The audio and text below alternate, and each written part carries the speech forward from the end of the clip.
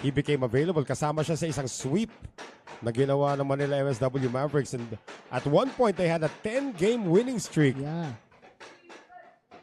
Baliwala yan para dito kay Anton Raga. And ligpitable na ito. Preference na lang ito para kay Dragon.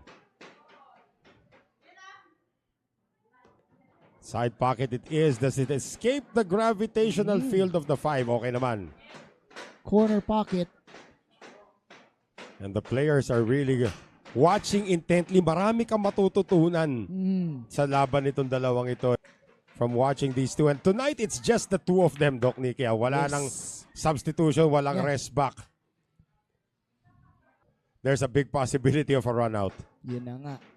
For both players, the caliber of these players, Noel. And don't let the age difference fool you, no? Pero sa experience, hindi magpapatalo to si Raga. Oo. 22 years old when he made his debut. Finally able to get into international competition at yung mga unang salang niya kagad. Finalist lang naman sa European Open. Yun na nga. 1-1.